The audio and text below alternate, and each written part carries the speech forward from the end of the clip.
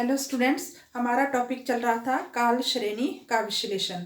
तो काल श्रेणी विश्लेषण में हमने किया था सुदीर्घकालीन अपनति का मूल्य कैसे ज्ञात करता है, उसको मापने की क्या है, 4 विधियां हैं।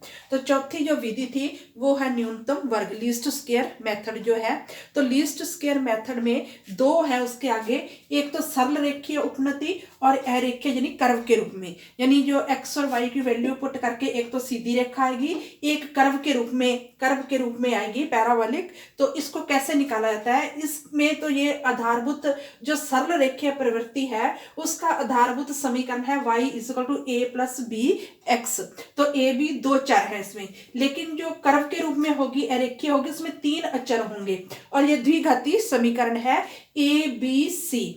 तो इस समीकरण को निकालने के लिए, यानी ए बी का मान निकालने के लिए और ए बी सी का मान निकालने के लिए दो रीतियां हैं। एक तो है दीर्घ रीति और दूसरी है लघु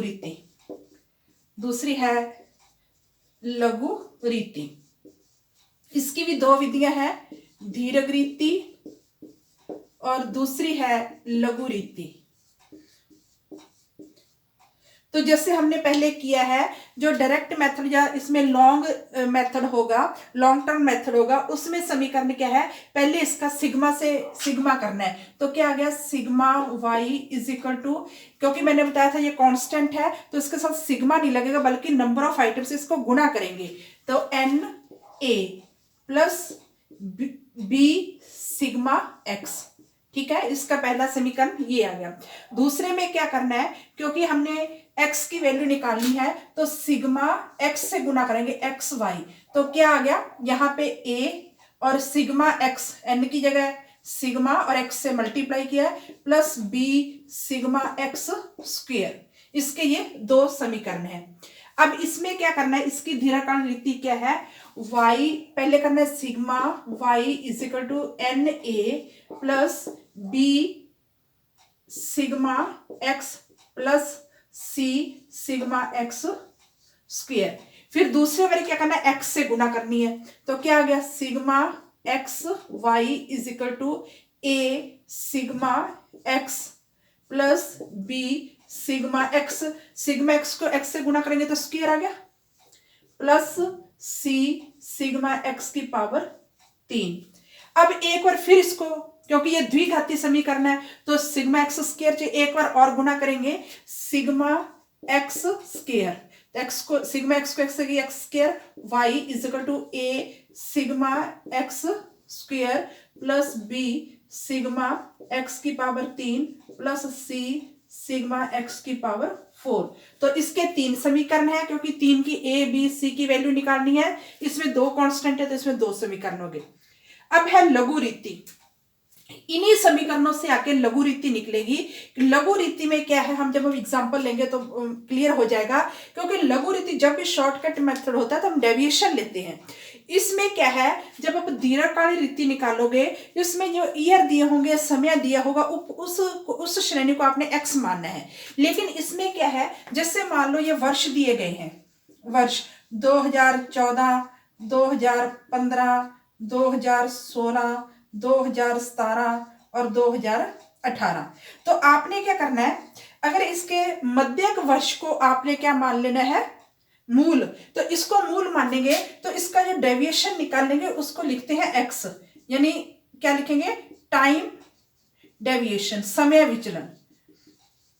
और जो समय विचलन होगा, मूल हमने इसको ओरिजिन किसको मानना है, सेंटर वाला जो मध्यक वर्ग होता है। यहाँ क्या 2 ऊपर 2 नीचे, तो 2016 को माप लिया हमने, 2016।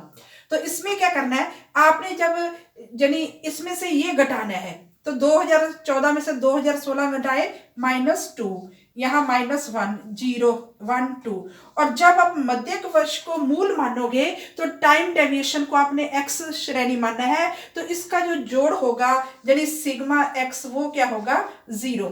जब इन समीकरणों में सिग्मा x की वैल्यू पुट करेंगे तो इसकी लघु रीति अपने आप आ जाएगी। कहने का मतलब, लघु रीति में मध्यक वर्ष को मूल बिंदु मानकर जब टाइम डेविएशन निकालेंगे उसमें चिन्हों का ध्यान रखना है और उसको x लिखना है, और जो सिग्मा x होगा वो 0 होगा लघु रीति में। अब सिग्मा x को जब हम 0 पुट करते हैं तो इसकी क्या बन जाएगा, कहने का मतलब लघु रीति में सिग्मा एक्स क्या है 0।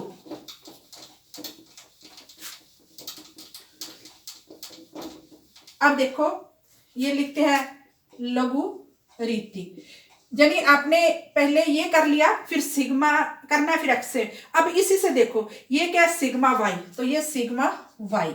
अब क्या है n a, n number of item, ये वैसे रहेगा n a plus b sigma x. Sigma x की वैल्यू मैंने अभी बताया कि लघु रीति में 0 होती है, जब इसको 0 से गुना करोगे तो ये 0 आ गया। तो इसका मतलब क्या हो गया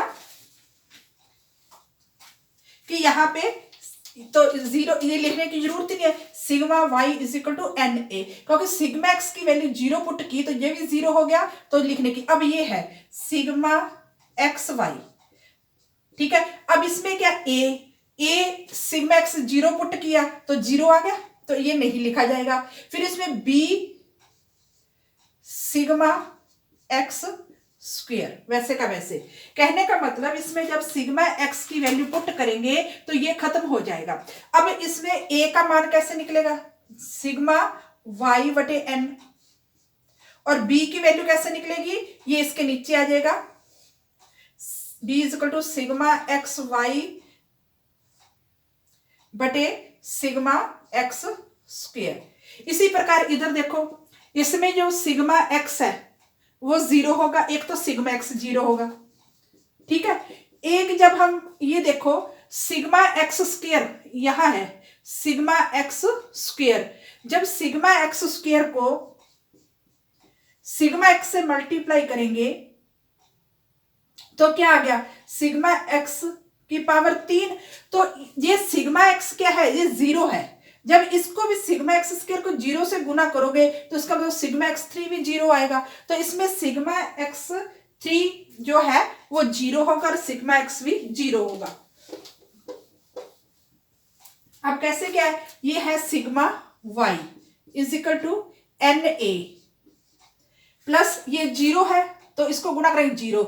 अब sigma x square plus c sigma x square, दूसरा क्या है sigma x y is equal to, यहाँ पे सिग्मा एक्स 0 है तो इसमें 0 को ए से गुना की 0 आ गया, फिर क्या आ गया बी सिग्मा एक्स स्क्वायर। और मैंने आपको ये भी बताया सिग्मा एक्स स्क्वायर को जब एक्स से गुना करेंगे तभी सिग्मा एक्स जी आता है। जब एक्स 0 है सिग्मा एक्स 0 तो ये भी क्या होगा 0 होगा, तो ये भी खत्म हो जाएगा।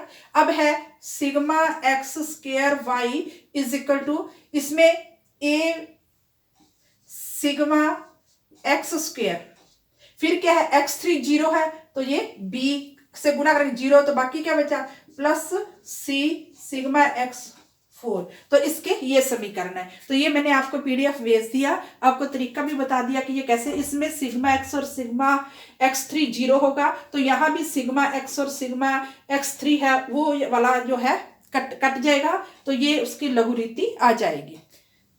अब हम इनके एग्जाम्पल लेते हैं दोनों के, यानी सरल रेखीय का भी दीर्घ रीति और लघु रीति का एग्जाम्पल लेते हैं, और अरेखीय का भी दीर्घ रीति और लघु रीति का एग्जाम्पल हम लेते हैं। Thanks students.